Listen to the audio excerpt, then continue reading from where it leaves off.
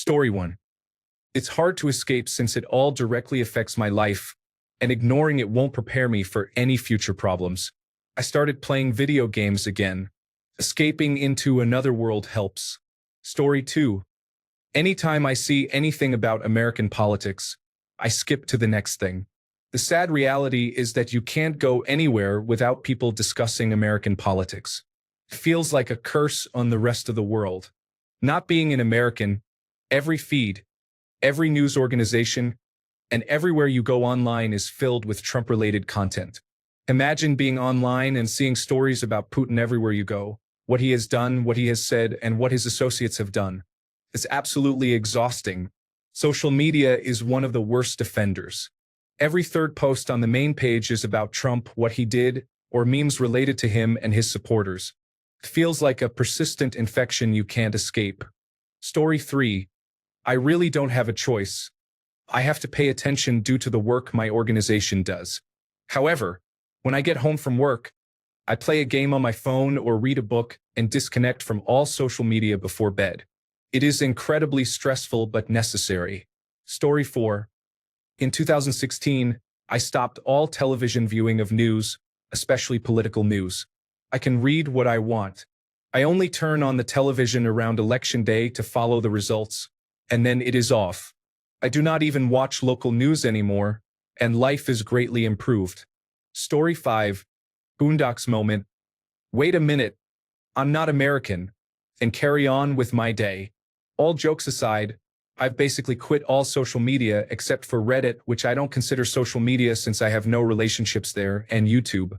Less online engagement, more offline activities. I did participate in the meme and spent time outdoors. Story 6. It was pretty easy, but I'm not in the UK. It felt like when COVID-19 hit, for the first 6 to 8 weeks, it took over my life. I didn't really realize it at the time, but I'd wake up with the news on the TV, then on the radio into work, followed by meetings about how we were going to deal with it, conducting risk assessments, buying masks and personal protective equipment. After work, it was the radio again, and then the TV all night. Of course, I reached a point of feeling totally overwhelmed, so I made an effort to find distractions. I think that's my best advice.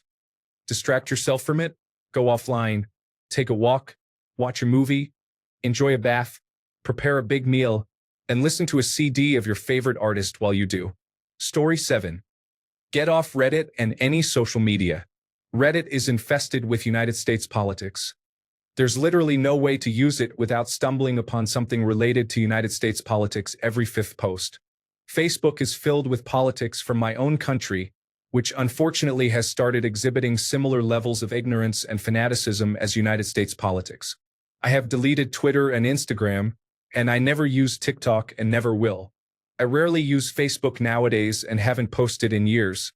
I just wish I could quit Reddit as well. But despite the fact that it can still be quite interesting, I have become afraid of falling behind on the news and that something terrible will happen without me finding out about it, so I keep using it and couldn't even bring myself to unsubscribe from the groups that feature too much politics. Story 8. Get off Reddit since many of the posts are political. Also, just go take a walk.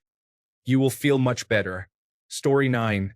The same way you unplug from the news. Turn it off, go outside, and get involved in hobbies.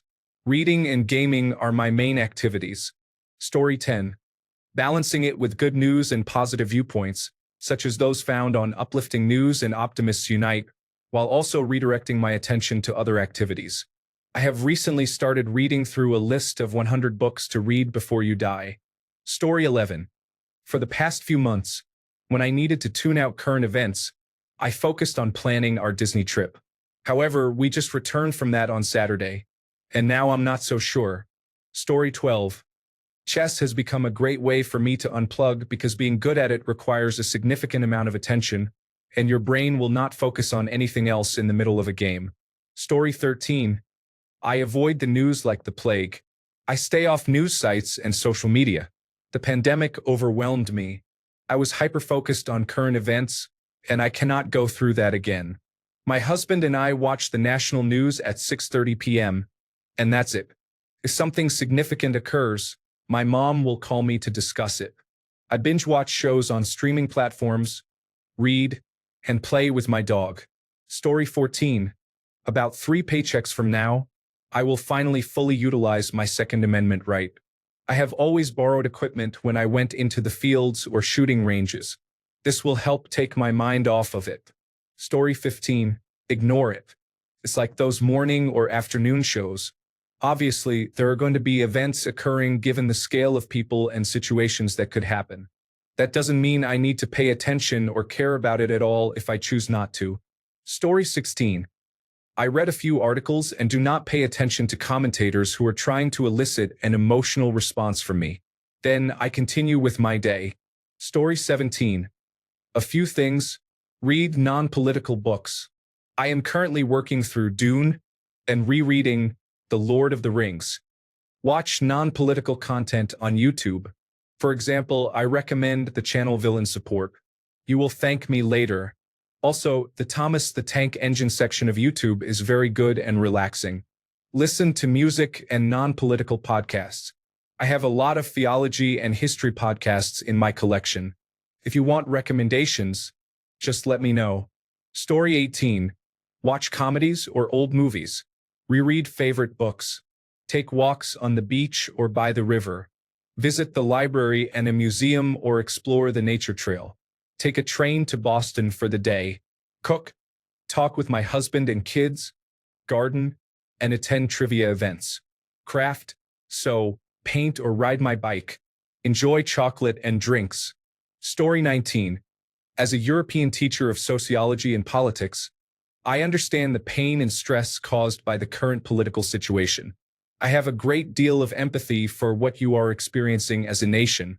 However, this is not the time to disengage. This is a time when anger is rational, but it needs to be channeled into constructive actions. This is the time to be vigilant and make difficult personal sacrifices to fight back. You are in the midst of a hostile takeover, with the risk of losing your freedoms and democracy. They are targeting marginalized groups first, but this is not because they genuinely care about these groups, such as immigrants, the LGBTQ+ community, the elderly, the poor, and the sick. It is intended to erode everyone's rights and to expand and concentrate power in the presidency. Therefore, fight for the vulnerable groups. Their cause is now inherently universal. Attend town hall meetings. Pressure your representatives and politicians, both at the local and national levels. Protest. Spread information. Organize. Use civil disobedience. Escalate the effort. Do not withdraw and relax. Discover how you can help save your country. Story 20. I don't watch television. I mute keywords so they never appear in my feed, or I indicate that I'm not interested. For my mental well-being, I find something else to occupy my mind. Story 21. There's a lot of media coverage, but it is selective. What's happening in the United States, of course, is significant. Other events, such as those in Gaza, are also important. On a smaller scale, in Britain, the Labour government, nominally on the left, is cutting support for the elderly and disabled instead of taxing the wealthy. This is pushing up support for the Reform Party, a sort of sub-MAGA populism. For anyone observing, the trajectory looks concerning. So what do? I try to reduce my reading. However, I have the challenge that I am, by profession, a historian, and I have studied and taught 20th century authoritarianism. So it's hard to ignore. I have read a lot of unpleasant material about the past. I enjoy reading books, especially classic literature. I appreciate stories by O. Henry, some 19th century fiction, and works by Graham Greene. I also like humorous books and have my favorites. I watch DVDs of films and television shows, particularly classics. For example, the original Mission Impossible and Airplane are favorites of mine, as well as science fiction, especially the less serious ones. Independence Day is enjoyable if you just go with it. I like Millennium from 1989, even though most people do not. I enjoy YouTube content as well, including old Saturday Night Live skits. Although I am not American, I can appreciate a lot of it, such as the Land Shark and the Delicious Dish segments on National Public Radio, particularly the ones that focus on the humor in mundane topics. Story 22. Turn off the news. I deleted all social media except Reddit, and I removed Reddit from my phones. To truly tune out, I avoid checking Reddit, or if I do, I only use my subscribed subreddits. I need a day or two off every now and then. Story 23. It's easy to unplug. Just turn off any feeds, stay away from social media, and stop watching the news. That is simply an act of willpower and a decision to avoid something that is both appealing and harmful. There's also a middle ground, which is trickier and requires some thought. Everyone should have a red line in a deteriorating situation, along with a plan of action when that line is crossed. Early preparations may be needed as part of this plan. The key phrase is, when the line is crossed. It is not about heading in the direction of the line or being on a slippery slope toward it. Instead, it is about when the line is crossed. This requires 3 mental actions. 1. Deciding what the red line is. 2. Preparing a plan even if it is never needed. And 3. Choosing not to worry until the line is actually crossed. I have made my own personal decisions in this regard, which has greatly helped in dismissing much of the surrounding noise. Story 24. I set my phone down as soon as I walk in the door. I'm getting outside now that the weather is nice. I am playing video games with everyone muted. Story 25. I have been hiding in my little romance fantasy books since January, and I won't be stopping anytime soon. I am still paying attention to everything, but these books provide me with an escape when I need it. Story 26. I was a political action committee chair for my specialty. This position involved interactions with lawmakers at the state and local levels. What I learned from my time with federal lawmakers is that their political affiliation does not matter. None of them genuinely care about their constituents. Most are very charismatic and skilled at pretending to care and saying the right things. They enjoy appearing on various media platforms to gain exposure and whip their respective sides into a frenzy, but they do this with no intent to make meaningful changes. Their goal is to convince us that they matter in order to secure votes and remain in power. Consequently, I stopped caring altogether once I saw behind the curtain. In summary, politicians do not care about you, and it's better to ignore them, as they cannot or will not implement changes that truly impact your daily life. Story 27. I swim regularly, finding peace whenever I can. I enjoy calm games like Stardew Valley. I turn off distractions, play quiet music, and read a fiction book, preferably wrapped in a blanket and near someone I love. I intentionally research topics that are mostly unrelated, like the unclear classification of jellyfish and mushrooms as plants or animals. I also organize my house thoroughly, which works for me, and take walks outside. Story 28. I garden, cut my grass, do 3D printing, and watch Simon Whistler videos. Sadly, politics is a constant topic due to the controversial actions of Trump, which attract significant media attention. It creates a self-perpetuating cycle. Story 29. I certainly do not come to Reddit for that purpose. I sit outside under the pecan trees and watch the fireflies during this time of year. Story 30. I make time every day to read news sources because my job is somewhat dependent on federal funding, and my friends and I are in danger, so I want to stay informed. When I need to decompress, I read, mostly romance with magical elements. I found some great books lately featuring epic battles against authoritarian regimes where the heroes win and have romantic encounters. It's uplifting, you know? Story 31. I play with my dog or focus intensely on my creative hobbies, such as writing and drawing. If I can enter a flow state while writing or drawing, I can easily lose track of time for several hours. Honestly, I'm pretty sure my dog and my hobbies are the only things keeping me sane right now. Story 32. I play games, splitting my free time between Dragon Age Veilguard and the new Oblivion Remastered. I also try to limit my news consumption to a couple of hours a day. Otherwise, I lose my will to live. Story 33. Practice my musical instruments, watch only streaming content on the television, and play word games. Story 34. Unplugging and decompressing is precisely what led us into this situation. It is unclear how continuing with this mindset is beneficial. The issues are complex and challenging, but it is unwise to allow others to determine your fate. Story 35. I certainly do not hang out on Reddit. This is one of the worst places on the internet for increasing your political stress. Story 36. I pretend to be a horse so my 2-year-old daughter can sit on my back and ride around the living room. Story 37. Go into the woods for a few hours. Search for bird species I haven't seen yet and look for interesting crystals. Story 38. I'm not someone who is particularly helpful online, so I try to do what I can to help in real life. This includes making donations, helping someone directly, or attending an event or protest. I believe sharing information is important, and while you can assist people online, I find it much more rewarding to do so in person when possible. It is more manageable to talk to another human being about it rather than just interacting with their profile. Story 39. Get your news from late-night comedy shows instead of traditional news sources. They are less repetitive, and the humor makes the information easier to digest.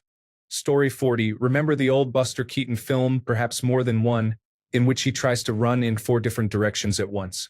Or the science fiction movie where, no matter how far you run or try to hide, your nemesis always materializes in front of you. Where, except in some altered state of consciousness, can you escape the ubiquitous presence of this most odious of all Sith Lords? This incredibly obnoxious, whimsical half-wit who cannot seem to find his way. Given the circumstances, don't you think he could? When did delay, deny, and defend replace the Constitution? What do you call someone who dismisses all authority except his own? Dictator? Tyrant? Useful fool? Criminal interloper? He checks all the boxes. It makes a certain part of my body that delicacy forbids mentioning ache. For the love of mercy, how long can we tolerate this lunacy? The world is asking. Story 41. We stopped watching the media circus in 2016. We do not watch Fox, CNN, MSNBC, CBS, or ABC. We do not read a newspaper either. We are not concerned about where to get our information.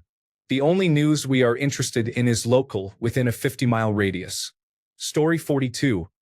I light incense and play relaxing music. Then, I place a pillow over my head and scream the phrase, Mother F asterisk asterisk asterisk asterisk R, for 30 uninterrupted minutes. Story 43. I leave Reddit because someone always turns a post about puppies into a discussion about how Trump is destroying America in the comments. Story 44. Last night, I took out the emergency Duncan Hines mix and baked a pan of brownies. The autism registry and cancellation of the LGBTQ suicide hotline funding left me rattled. Story 45. Get off the internet. We are all in some collective delusion fueled by selective perception of negative events. Sadly, people now also vote according to this delusion, turning it into a self-fulfilling prophecy. But by and large, our lives are still as normal as ever. Story 46. Close this app. Reddit has become a hive mind focused on one singular political agenda, and it is bleeding into every aspect of the website. I know it was bad before, but this is a new level of insufferable. Go read a book or pick up a hobby. I started learning Morse code a couple of weeks ago, and I'm actually getting surprisingly good at it. Engage in activities like that. The vast majority of Americans do not pay attention to politics. This website might make you believe that the world is falling apart, but in reality, life continues on despite the noise. Story 47. I don't look away because it could potentially mean death for people like me. As a history major, it's striking how much the current situation parallels the world of the 1920s and 1930s. The short-sightedness of those who say, hearing about tariffs, genocides, and people being brainwashed into a death cult is bothersome, is so petty that it makes you want to cry in despair or laugh hysterically. Story 48. Watch America's Test Kitchen. No politics, no competitions, just instructional cooking for delicious food. Story 49. I don't pay it any mind anymore. At this point, whatever happens, happens. There is nothing I can do about it, so it is what it is. As far as I'm concerned, I am affected regardless of who is in office. Story 50. I try to remain as detached as possible. I block as much of the news as I can to minimize my exposure. Meditation helps, as does adopting the mindset of not my circus, not my monkeys. Story 51. I create fiction in my mind to distract myself from the state of the world. It helps to weave parallels to the terrible events happening around us into the story, allowing those responsible to face consequences. Story 52. The last 2 hours before I go to bed, I stay off my phone and the internet. I turn on old television shows from a streaming service so that I don't have to watch commercials either. You have to unplug from the matrix every day, even if it's just a couple of hours. Story 53. For better or worse, I find it helps me to read more about it rather than avoid it. I started writing and publishing my thoughts a few months ago, and it has really helped me feel better about it. It has enabled me to move on when I can express many of my thoughts. When I submit a post, I can walk away and read a book, cook dinner, or play a video game. Story 54. Stay away from screens. No television, no phone. Keep your phone ringer on and keep it in the house like in the old days. If someone really needs you, they can reach you. Check your messages and respond in the evening. Story 55. I recognize there is nothing I can do about it. The right wing is guided by religion. There is nothing that can be done to stop them. They represent a version of radical extremism, and reason and rationality are now actively considered tools of wrongdoing. All I can do is sit here and hope they don't become the majority. It seems like that is happening since Trump has been elected. It's only going to get worse. Story 56. Ignore it all and just get on with your life. I will stay informed about general happenings but don't have time for the constant conflict between the opposing sides. Story 57. I took a break from listening to podcasts and listened to an audiobook while working. I found it enjoyable. Story 58. I'm Canadian, and I can't stop. The moment Biden took office, I never looked back. It was such a sigh of relief. Now I'm checking every 5 minutes to see if we are being invaded. Story 59. I volunteer in my local city food bank and farmers market. Start in your own backyard, even if it means attending a city council meeting. You may find that taking initiative in your own community can help you address issues that are within your control. Good luck. Story 60. Try to compartmentalize. Politics is unimportant but very significant as it will affect your life in some way. So pay attention to it. Either your work influences you, or you can take an hour to check the news and conduct some genuine research. After that, engage in other activities. Whether it's books, video games, the gym, or crafts, keep politics out of it. If you're watching content about video games, for example, disregard any unrelated opinions. Save it for a designated time for politics. Essentially, maintain a work-at-work and play-at-play mentality. Story 61. The only source of depressive political news I have is Reddit. When I want to decompress, I visit the American subreddit, criticize their leaders and president, and end up getting banned for a week or two from the site. Being limited to reading only local news is peaceful and relaxing. Story 62. Television shows, video games, and delicious food. It is challenging to avoid these distractions. We live in a chaotic time. I find it difficult to live in the United States at the moment. Story 63. When I scroll online and see anything remotely related to Donald Trump, I immediately switch to another story or topic. The same goes for television, radio, and printed media. Avoiding the Trump circus has been very beneficial for my well-being. Story 64. Really? This is kind of sad, to be honest. Get off the internet. Take a walk, read a book, have a DIY spa day, watch an old favorite show, color, draw, write, swim, run, hike, try different hobbies, meditate, exercise, and stretch. Don't read the newspaper. Go to the library, join a book club, and avoid the media. Get off the internet and stay off for 24 hours. The simple. Story 65. I watch television. I turn my phone over so I am not looking at the front, and then I get lost in whatever I am watching, even if it is something lighthearted like The Office. Story 66. I collect hobbies like their Pokemon, so I have a variety of ways to decompress. My usual ones are drawing, reading, gaming, composing, and crocheting. Story 67. Play multiplayer video games where most players do not discuss political issues. and where it is easy to block the few in-game trolls who try to do so. Watch some streamers on the platform who do not discuss real-life politics during their streams. Story 68. Do you have a group of friends? Do what my friends and I did. We all picked a topic we care about, and that's the only news we focus on. Every so often, we update each other. Story 69.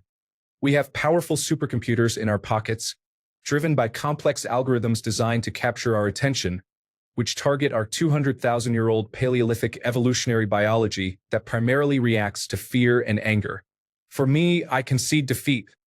I realize I am not godlike and not meant to possess an all-knowing awareness of the world's events. Unplugging or decompressing are pleasant concepts, but for me, it's about refocusing my attention on what I can truly control. My own life. Story 70. Ignore the news and media for a while. It is difficult because we are faced daily with high grocery costs, which serve as a constant reminder of how we have been affected by a system that is greedy, self-serving, and incompetent.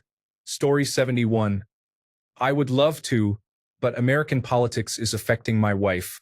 She was a human rights lawyer funded by the United States Agency for International Development, but that funding was canceled. Then she got a job at an elite university, but that funding was also canceled, and she lost that job too. Now she is interviewing at environmental non-governmental organizations that are about to lose their funding due to an executive order revoking their status. Story 72. I search for TV programs and movies that feature karmic justice, giving me hope that some form of karmic justice will be applied to the Trump administration. Story 73. It's hard because it directly impacts my life or my neighbor's life. I understand the need to shield oneself from negativity. I empathize completely. However, I feel that the current events need to be observed and engaged with. There is a balancing act between being responsibly informed and avoiding doom scrolling or depressing oneself. Unfortunately, the things I do to escape are often influenced by current events or have themes that remind me of the news. My current Dungeons & Dragons campaign that I am the dungeon master for is absolutely an escape. I love it. It allows me to immerse myself in a fantasy world that still includes politics and a fascist antagonist. We sometimes make jokes or references during our sessions, but we try to keep those in check. As for music, when 99.9% of my taste is rooted in punk, followed by metal and emo, it's very difficult to distance myself from political themes. That's just the nature of it. Comedy. Many comedians use their platform and medium to inform the public and critique politics, as comedy should. Television. I don't really watch TV, but it often leads me to shows like The Daily Show, Veep, Gilmore Girls, Last Week Tonight with John Oliver, Legal Eagle, or Pod Save America. Story 74. I don't pay attention to any of it. I don't vote and I don't care about politics. It's not my problem and it's not my concern. Story 75. I was banned from Facebook and Instagram. My Twitter is focused on Arsenal and Chattanooga Football Club, while my TikTok features general soccer content and humorous videos. I have been working for years to concentrate more on local events, and it is much more rewarding. Story 76. I believe this is the most important issue facing the United States right now, and we all need to actively resist. People must wake up and prioritize this matter before it is too late. Story 77. I have been messaging my conservative friends late at night. If I lose sleep, they lose sleep. The funny thing is that they don't block me. I don't think they know how, and I don't care. Habeas corpus. Thanks a bunch for sticking around till the end of the video. Remember to subscribe, and until next time, stay awesome and goodbye.